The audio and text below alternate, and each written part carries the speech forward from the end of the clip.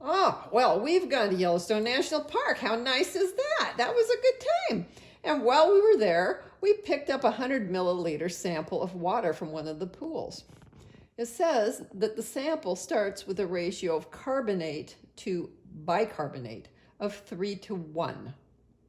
If the total volume of titrant used to reach the second equivalence point is 21 milliliters, what volume of titrant was used to reach the first equivalence point?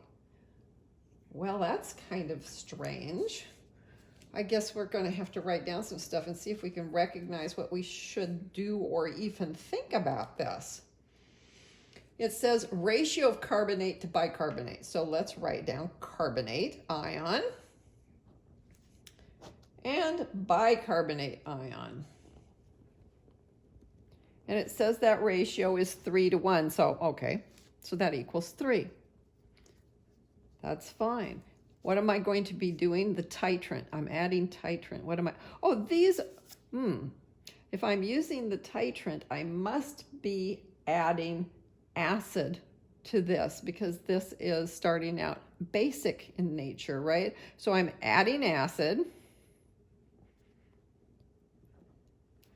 And when I do, I'm going to add 21.00 milliliters to get to the second equivalence point. Okay. Well, first, we're going to have we have some of this carbonate already, right? We have to get rid of all of that by getting to the first equivalence point before we can even consider getting to the second one. So to begin with, we are adding acid to the carbonate ions and making an equilibrium with the hydrogen carbonate and water. Once that is done, then we can proceed to the second one, where we are taking more acid and adding it to the hydrogen carbonate. And that's going to be a one-way trip. Why? Because the thing that I'm making, the carbonic acid, is unstable and forms carbon dioxide, which is a gas, and escapes. So there's nothing to go backwards because the CO2 is getting away. So it's a one-way trip instead of an equilibrium in this situation. And more water. So that's our second one. Okay, they said this ratio initially, so when I first started, before I started adding this, was 3:1. So there's 3 of these for every one of those.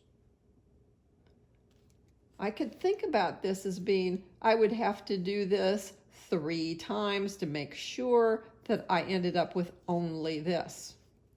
I'm using all logic on this. I'll have to do it 3 times in order to get everything to be this. Now, if I want to get to the equivalence point, I have to get rid of all of this. Well, I had 1 to begin with compared to the 3 that were here, right?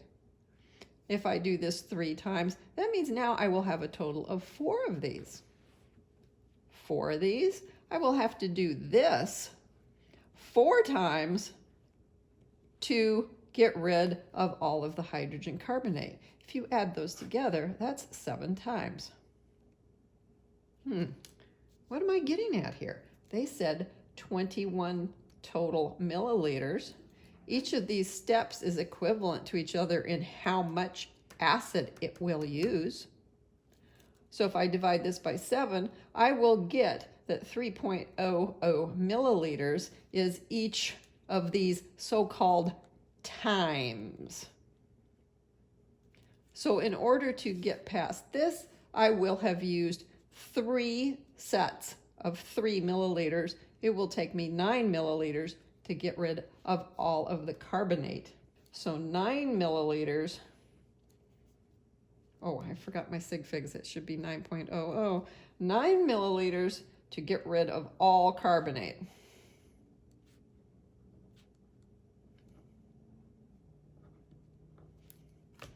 And that is where you get past the first equivalence point.